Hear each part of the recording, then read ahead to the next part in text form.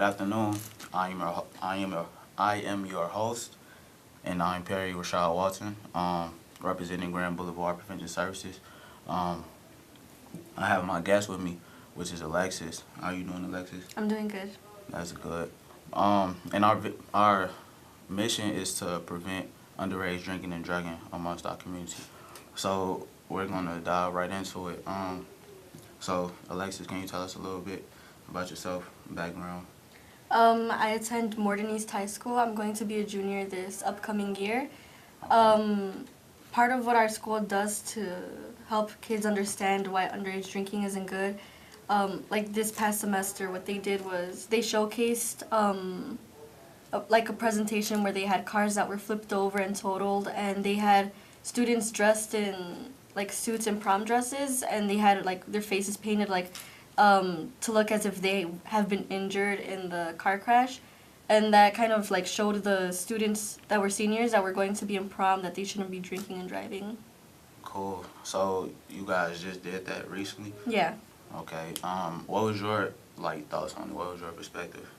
I thought it was good because it shows kids like a lot of people got emotional while watching it because the actors were screaming and crying and stuff, and it kind of Right. shows the students like why you shouldn't be drinking and driving. Right.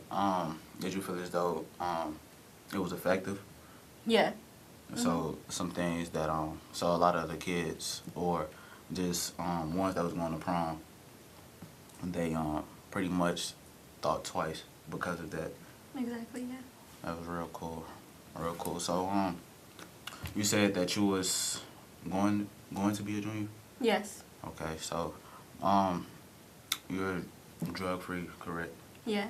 So what are some things that you tap into? What are some things that you do?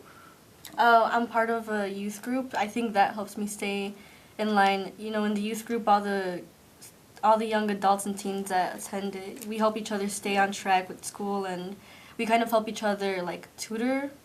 And I think that's one really good thing that young adults should get into because it can really help you. Right. And it could also help who you tutoring at the same time. Yeah, we tutor like younger kids, older kids, just like whatever you're good in, you can help them with. Right.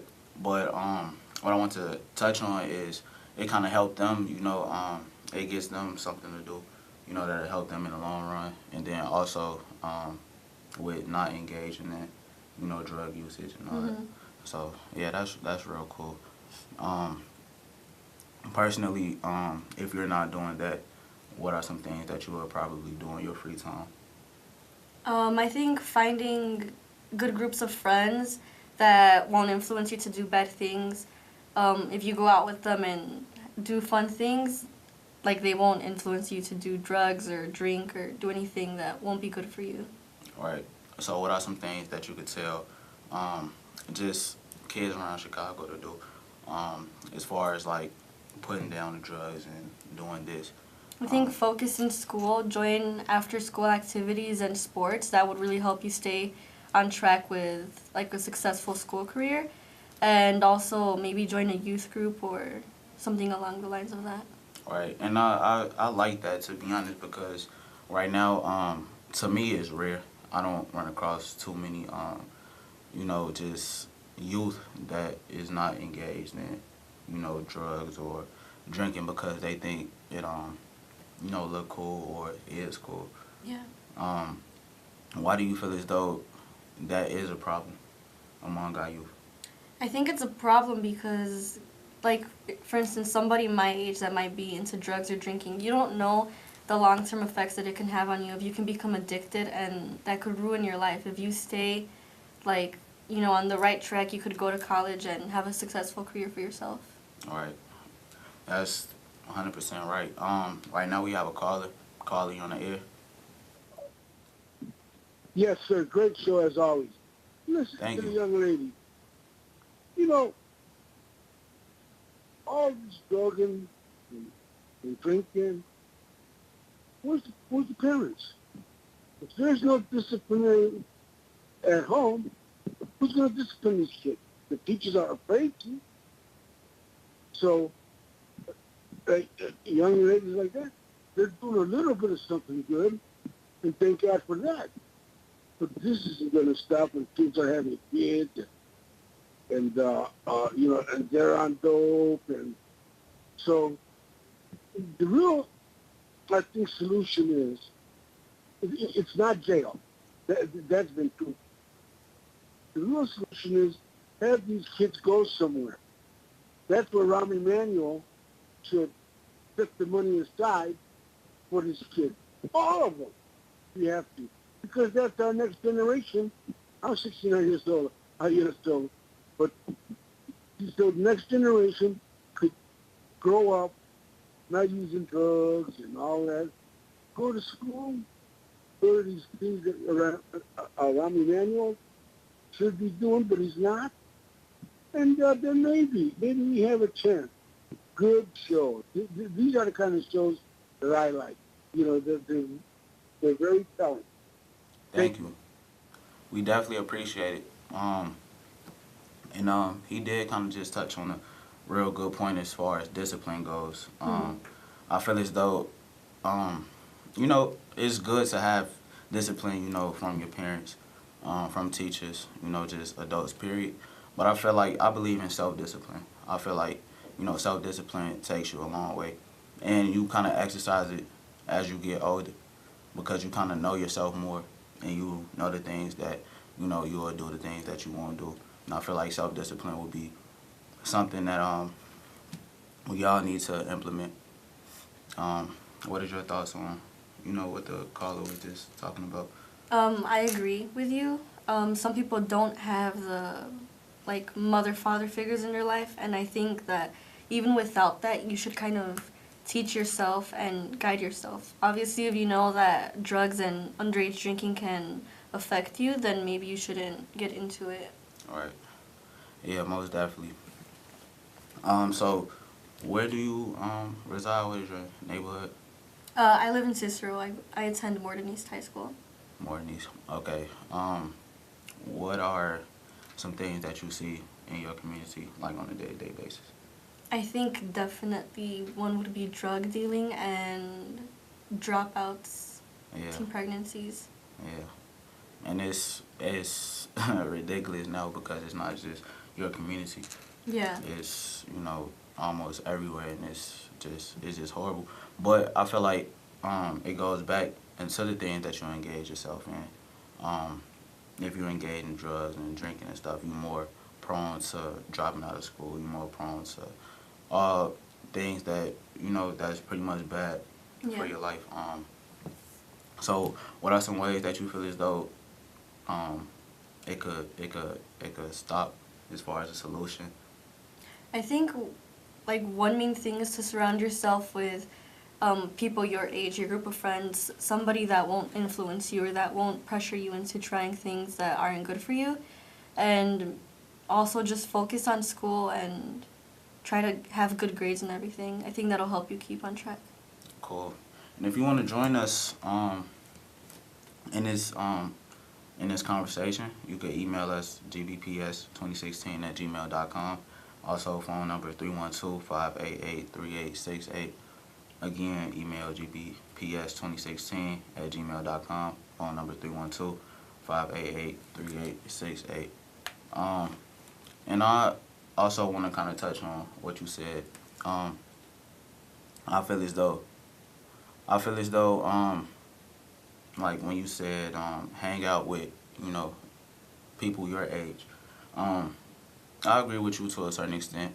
But take me, for example. I had a lot of older cousins. I had a lot of just older people that, I kind of was around growing up a lot. And I felt like that helped me. I felt like that made me wise. That made me a little bit more wise. I wasn't rushing into adulthood, but it was kind of like, wow, I couldn't wait until I was older so I can, take on, life and do the things that I wanted to do. And I feel like it all depends on just the way that you think. It starts with how you think. It starts with what you think about it. It starts with what you feed your mind. If you're feeding your mind negativity, you're going to be negative.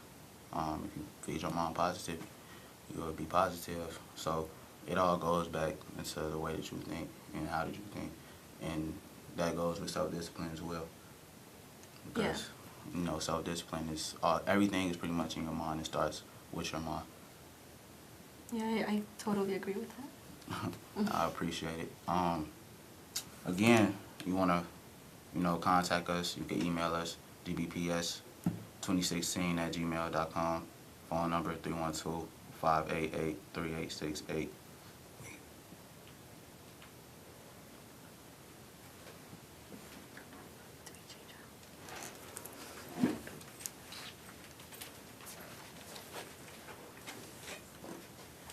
How you doing, Nia? I'm good. How are you? That's pretty good. Right now we have a caller, so Okay. before we get into it, call you on the air.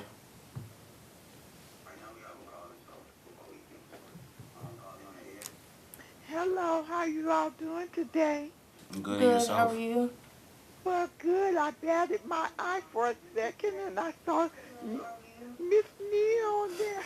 The other lady was gone. But I just wanted to pose a quick comment on the program.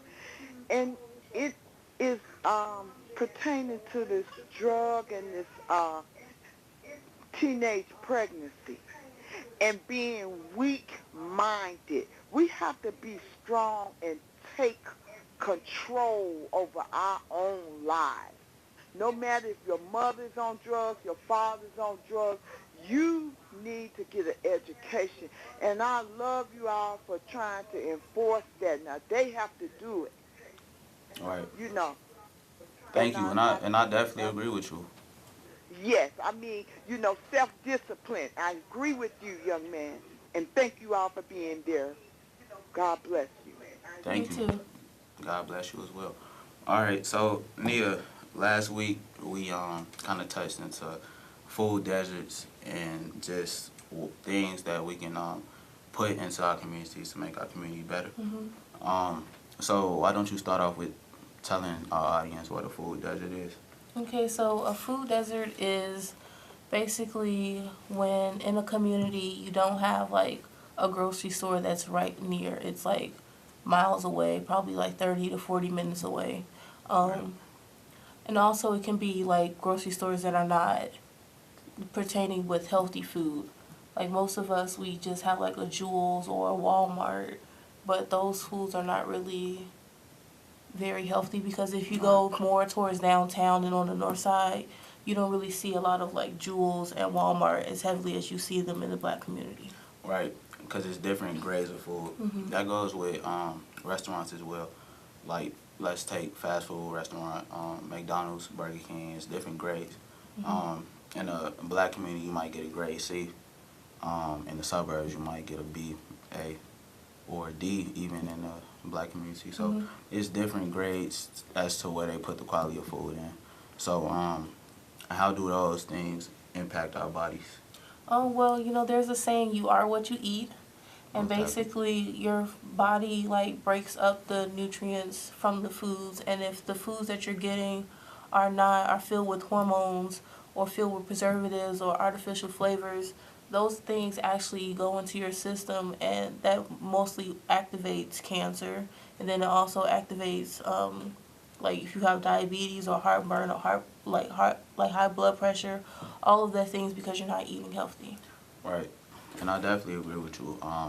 I feel as though most of the diseases that people have, such as diabetes, such as high blood pressure is not a disease, but just things like that, I feel as though it definitely comes from the food that we eat, the quality of food that we eat. And it kind of goes back into everything being a system. And that's an even deeper topic. Yeah. Because I feel as though they put these things in the food so that you can, get a disease or whatever the case may be. You'll have to prescribe to a medicine. And medicine it brings in the most gross income Exactly. a year. That's something that, I feel as though it's all a system. It all works together. So that's why we have these grade D and F and C restaurants. That's why we have these foods. Some foods may be cloned, genetically modified, things like that. And I just feel as though it's all a system. So what are some things that we can do to change how the food is, the restaurants and all that? What are some things that you feel is good? Well, I think that people will have to want to live the healthy lifestyle, because I've noticed that a lot of people in the black community, or even like people minorities period, mostly use like food stamps, and it's not a bad thing, but the government is at a way, especially with the new administration, they don't like coming out of pocket, taking money and putting it somewhere else. So if they have to pay for your food and your housing and all this other stuff, they're not going to give you the best type of things. Like on the north side, many of those people, their taxes go to the food and the better of their community. It also has to do some things with privilege as well. But I think we just have to want it. Also, we need to have more black like stores, black businesses, so we can have more money in our community. Like all the money that we get goes to Jordans or shoes. Like no one cares about that stuff. That's not even. No one cares about what type of shoes you got on, what type of clothes you have on. Like that's not a smart investment. We spend all these monies on prom and stuff like that, and I get people look nice on prom, but spending $2,000 to $3,000 on prom is really not a smart investment at all. Right, and I definitely agree with you. I want to make a correlation, and I know this only because I was in a relationship with a Hispanic before. I noticed that in most Hispanic communities, it's a lot of Hispanic-owned businesses, and Hispanics support those businesses. You know, they might go to a bakery, they might go to a store, whatever the case may be, they're shopping within their community. And majority of black people don't do that. We'll go all the way to probably Ridge Mall, used to. We'll go all the way to Orland Mall. We might just take long trips outside of our community to, go shopping just for food or clothes, whatever the case may be. I feel like that's a huge thing. Like, a lot of our people do have the brain to do these things. They just choose not to. I feel as though we need, like you said, we need to want a more healthy lifestyle, because you're not going to start eating healthy if you don't want to, better your yourself, your body, your mind, all that. It goes into your food, and that goes back into food. Kind of affect your mood as well. It affects how you feel. It affects the way you treat people. Like, food is very important in the fact that we're eating and consuming, just bad food. It has a bad effect on our moods. Yeah. So, you have a very, interesting insight on everything, and I feel as though it's right. You're right about a whole lot. So, again, if you want to reach us, email us at gbps2016@gmail.com. Also, phone number 312-588-3868. So we don't have too much time left, but I do want to tap into earlier with Alexis. We talked about prom, just tactics and how to stay safe. This month is National Safety Month. So, did your school, or rather that was high school, college, did they do anything to kind of make the students aware to be safe? Like, my high school, I don't know what organization they went through, but basically they got golf carts inside the gym, and they put beer goggles on the students, and they tried to let you drive the go-karts with the beer goggles on to see how you would be driving in a real car if you were drunk. Also, well, can you tell them what beer goggles are? Oh, okay. So basically, they're well, it's a saying. So like when you're driving drunk, you can't see, everything's blurry. So basically, they've had goggles, and they made them so cloudy and you can't see, so you can have the feeling of a drunk person. So you drove the golf carts around. A lot of people crashed.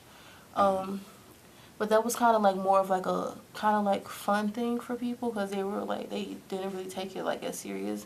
But then after that, they had a talk, and this lady, she came in and talked about her daughter that died from a car crash. Wow. Yeah, so that really changed a lot of people's like minds and moods. Cool. I remember having something similar to with my school. We did the exact same thing, and like you said, it was like more of a fun thing because most of the time, you know, people don't be in school. You know, when you're doing work and tests and studying, they don't want to, you know, engage in that. So that was something they looked at. They looked at as, you know, a fun activity. But we have another caller. Caller, you in our ear? They looked at as, you know, a fun activity. But we have another Hello. caller in our ear. Yes. Yes, I know you all are going to be concluding your program. I just want to say that, young lady, you look beautiful. Young man, Thank you you. look handsome. And you all Appreciate it. keep up doing the work. Thank you. God bless you all. Thank you. God bless too. And I love you all, both of you. I love you as Love well. you too. Thank you. So yeah, she said we're gonna be concluding our show, which we will. Yeah. But let me just continue on what I was saying. We had the same, you know, program. I don't remember what program exactly it was, but we had the same thing, and you know, a lot of times that's a huge problem. Like people don't take things seriously. That's something that you definitely take seriously because driving is just serious. Period. It's a serious thing to do. Like an accident is nothing fun. It's nothing fun about an accident. It's nothing fun about being injured, anything like that. So by it being National Safety Month, what are some tips that you have for viewers? If you're going out, make sure you share your location with someone you trust, so just in case anything happens, that they can reach you. Also, make sure you're aware of your surroundings. Don't drink and drive. If that's what you choose to do, take a Uber. Just be careful so that you can come back home in one piece, because I know parents, they will want to see you the same way that they let you go out in. Right. And I agree with you. Those are some pretty good tactics because again, they might look at sharing locations as, you know, bad, when really that is a really good way to share your location. But that's the end of our show. Just like, you know, I would say the moral of our show is just, you know, stay safe. And some ways to do that is, you know, be cautious, be aware, you know, stay aware of your surroundings. You know, people that you trust, let them know what's going on with you. And we'll see you next week. So, thank you.